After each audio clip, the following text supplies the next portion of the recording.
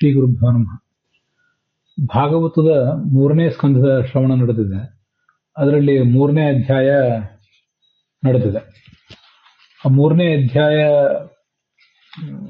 ಈಗ ಮುಂದುವರಿಯೋದಕ್ಕಿಂತ ಮುಂಚೆ ಹಿಂದೆ 2ನೇ ಅಧ್ಯಾಯದಲ್ಲಿ ಕೆಲವು ಶ್ಲೋಕಗಳ ಬಗ್ಗೆ ನಾವು ಸ್ಪಷ್ಟೀಕರಣವನ್ನು ಪಡ್ಕೊಂಡು ಮುಂದೆ ಸಾಗೋಣ. ಆ 3ನೇ ಸ್ಕಂದದ 2ನೇ ಅಧ್ಯಾಯದಲ್ಲಿ 24ನೇ ಶ್ಲೋಕ, ಮನ್ಯೇ ಸುರಾನ್ ಭಾಗವತಾಂಸ್ತ್ಯಧೀಶೆ ಸಂಬ್ರಂಭ ಮಾರ್ಗಾಭಿನಿವಿಷ್ಟ ಚಿತ್ತಾನ್ ಯೇ ಸಂಯುಗೇ ಚಕ್ಷತ ತಾಕ್ಷ ಪುತ್ರ ಸ್ಯಾಂಶೇ ಸುನಾಭಾಯುತ ಮಾಪತಂತಂ ಅಂತ ಆ ಶ್ಲೋಕ. ಉದ್ಧವ ಇದು ವಿದುರನಿಗೆ ಹೇಳುವಂಥ ಮಾತು.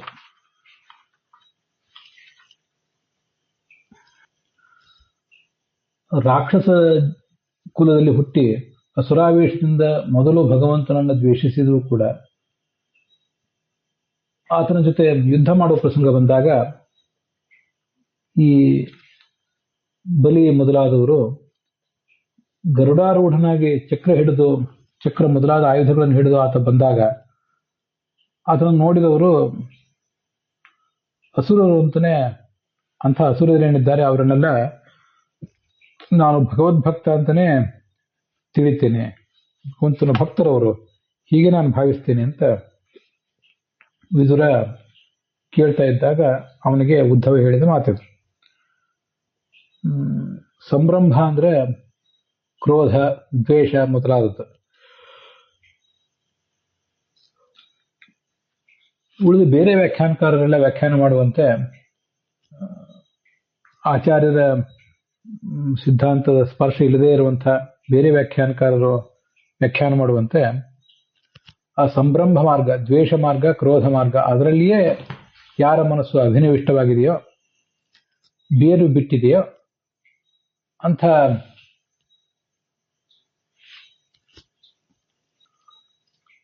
ವ್ಯಕ್ತಿಗಳನ್ನ ಅಂತ ಹಾಗರ್ಥ.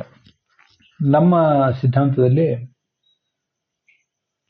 ಸಂಭ್ರಮ ಮಾರ್ಗೇ ಅಭಿನವಿಷ್ಟಂ ಚಿತ್ತ ಅನ್ನುವ ವ್ಯಾಖ್ಯಾನವನ್ನು ನಾವು ಒಪ್ಕೊಂಡಿಲ್ಲ.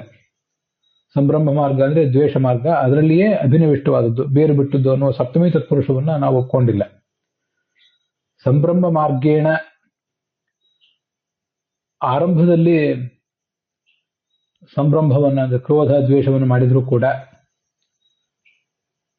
ಮುಂದೆ ಅಭಿನವಿಷ್ಟಂ ಭಕ್ತಿಪೂರ್ವಕವಾಗಿ ಭಗವಂತನಲ್ಲಿಯೇ ನೆಲೆ ಕಂಡ ಮನಸ್ಸು ಅಂತ ಹೀಗೆ ನಮ್ಮ ವ್ಯಾಖ್ಯಾನ. ಸಂಭ್ರಮ ಮಾರ್ಗೇಣ ಅಂತ ತೃತೀಯ ವಿಭಕ್ತಿ ನಮ್ಮದು. ಕೊನೆಗೂ ಮನಸ್ಸು ನೆಲೆ ನಿಂತದ್ದು ಭಕ್ತಿಯಲ್ಲಿಯೇ, ಆದರೆ ಆರಂಭದಲ್ಲಿ ಸಂಭ್ರಮ ಮಾರ್ಗದ ಮೂಲಕ, ದ್ವೇಷ ಅಥವಾ ಕ್ರೋಧದ ಮಾರ್ಗದ ಮೂಲಕ ಅಂತ ಅದರ ತಾತ್ಪರ್ಯ. ಉಳಿದ ವ್ಯಾಖ್ಯಾನಕಾರರು ದ್ವೇಷ ಮಾರ್ಗದಲ್ಲಿಯೇ ಮನಸ್ಸು ಬೇರು ಬಿಟ್ಟದ್ದು ಅಂತ ಅರ್ಥ ಮಾಡಿದರೆ, ನಾವು ಭಕ್ತಿ ಮಾರ್ಗದಲ್ಲಿಯೇ ಮನಸ್ಸು ನೆಲೆ ಕಂಡುಕೋತದೆ. ಕೊನೆಗೆ ಭಕ್ತಿ ಮಾಡುವುದಕ್ಕಿಂತ ಮುಂಚೆ ಅಸುರಾವೇಶದ ಕಾರಣದಿಂದಾಗಿ ಭಗವಂತನಲ್ಲಿ ದ್ವೇಷ ಮಾಡುವ ಸಾಧ್ಯತೆ ಇರ್ತದೆ. ಆದರೆ ಕೊನೆಗೆ ಆ ಭಗವಂತನನ್ನು ನೋಡಿದರೆ ನಮಗೆ ಭಕ್ತಿಯನ್ನೇ ಮಾಡಬೇಕು ಅಂತ ಅವರಿಗೆ ಕಂಡು ಅದರೊಳಗಿರುವ ಸಾತ್ವಿಕ ಚೇತನ ಭಕ್ತಿಯನ್ನೇ ಮಾಡ್ಲಿಕ್ಕೆ ತೊಡಗುತ್ತಾನೆ ಅಂತ ಅದರ ಅಭಿಪ್ರಾಯ. ಹೀಗೆ ನಮ್ಮದು ತೃತೀಯ ತತ್ಪುರುಷ. ಸಂಭ್ರಮ ಮಾರ್ಗೇಣ ಅಭಿನವಿಷ್ಟಂ. ಅಭಿನವಿಷ್ಟಂ ಅಂದ್ರೆ ಭಕ್ತಿಯಿಂದ ಕೂಡಿದ್ದು ಅಂತ ಯಾದವಾರ್ಯರು ಅರ್ಥ ಬರೆದಿದ್ದಾರೆ. ಹಿಂದೆ ಅದನ್ನು ನೋಡಿದ್ದೇವೆ. ಆದೌ ಅಸುರಾವೇಶೇನ ಕ್ರೋಧಯುಕ್ತಾ ಅಪಿ, ಮೊದಲು ಅಸುರಾವೇಶದಿಂದ ಕ್ರೋಧ ನಮಗೆ ಬಂದಿದ್ರು, ಮುಂದೆ ಭಕ್ತಿಮಂತ ಏವ ತೇ ಭವಂತೆ, ಮುಂದೆ ಅವರು ಭಕ್ತಿ ಉಳ್ಳವರೇ ಆಗ್ತಾರೆ ಅಂತ ಇದಿಷ್ಟು ಕಂಡಿದೆ. ಗೋವಿಂದಾಚಾರ್ಯರು ಹೆಚ್ಚು ಕಡಿಮೆ ಇದೇ ಮಾರ್ಗನೇ ಹಿಡಿದಿದ್ದಾರೆ. ಸಂಭ್ರಮ ಮಾರ್ಗೇಣ, ಸಂಭ್ರಮ ಮಾರ್ಗೇಣ ಸಹ ಅಂತ ಅವರು ವ್ಯಾಖ್ಯಾನ ಮಾಡ್ತಾರೆ. ಈಗ ನಾವು ಈ ಮೊದಲು ಹೇಳಿದ್ದು ಸಂಭ್ರಮ ಮಾರ್ಗದ ಮೂಲಕ ಅಂತ. ಅದೇ ಆದೌ ಅಸುರಾವೇಶೇಣ ಕ್ರೋಧಯುಕ್ತ ಅಂಬಿ, ಇದು ಯಾದವಾರ್ಯ ವ್ಯಾಖ್ಯಾನ. ಗೋವಿಂದಾಚಾರ್ಯ ಹೇಳುವಂತೆ ಸಂಭ್ರಮ ಮಾರ್ಗದ ಜೊತೆಗೇನೆ, ದ್ವೇಷ ಮಾರ್ಗದ ಜೊತೆಗೇನೆ ಅಭಿನಿವಿಷ್ಟ. ಅಭಿ ಅಂದ್ರೆ ಅಭಿಮಾನ, ವ್ಯಕ್ತಿಯೊಬ್ಬನ ಬಗ್ಗೆ ಭಕ್ತಿ, ಗೌರವ, ಪ್ರೀತಿ ಇತ್ಯಾದಿ, ಮೆಚ್ಚುಗೆ ಇತ್ಯಾದಿ. ಅಭಿನಿವಿಷ್ಟ ಅಂದ್ರೆ ಅಭಿಮಾನದ ಮೂಲಕವಾಗಿ ಒಂದು ಕಡೆ ನೆಲೆ ನಿಂತ ಮನಸ್ಸು ಅಂತ ಅವರು ಅರ್ಥ ಮಾಡಿದ್ದಾರೆ. ಅಭಿ ಅನ್ನುವುದಕ್ಕೆ ಅಭಿಮಾನ ಅನ್ನುವ ಅರ್ಥ ಗೋವಿಂದಾಚಾರ್ಯ ಹೇಳಿದ್ದು ನನಗೆ ಮನಸ್ಸಿಗೆ ತುಂಬಾ ಇಷ್ಟ ಆಯಿತು. ಅದನ್ನ ಈಗಲೇ ಹಂಚಿಕೊಂಡಿದ್ದೇನೆ. ಇದನ್ನು ಹೊರತುಪಡಿಸಿದರೆ ಸಂಭ್ರಮ ಮಾರ್ಗೇಣ, ಮಾರ್ಗದ ಮೂಲಕವಾಗಿ ಅಂತಾಗಲಿ, ದ್ವೇಷ ಮಾರ್ಗದ ಮೂಲಕವಾಗಿ ಅಂತಾಗಲಿ, ದ್ವೇಷ ಕೋಪ ಮಾರ್ಗ ಇದ್ದಾಗಲೇನೆ ಅದರ ಜೊತೆಗೆ ಭಕ್ತಿ ಅಂತ ಅರ್ಥ ಆಗಲಿ, ಅಲ್ಲೇನು ಬಹಳ ವ್ಯತ್ಯಾಸ ಆಗೋದಿಲ್ಲ. ಜೀವದ್ವಯ ಸಮಾವೇಶ ಇರೋದ್ರಿಂದ ಒಬ್ಬ ವ್ಯಕ್ತಿಯೇ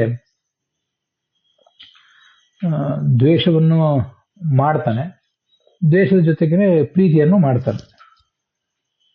ಇಂಥ ವಿರುದ್ಧ ಭಾವನೆಗಳಿಗೆ ಆತ ಬಲಿ ಆಗ್ತಾನೆ. ಆದರೆ ಅಭಿನಿವಿಷ್ಟ ಅಂತ ಅನ್ನೋದೊಂದು ವ್ಯಾಖ್ಯಾನವನ್ನ ಗೋವಿಂದಾಚಾರ್ಯ ಹೇಳಿದ್ದನ್ನ ಇಲ್ಲಿ ತಮ್ಮ ಎದುರಿಗೆ ಹೇಳಿದ್ದೇನೆ. ಅದರೊಂದಿಗೆ ಇವತ್ತಿನ ಈ ಭಾಗ ಸಮಾಪ್ತವಾಗಿದೆ.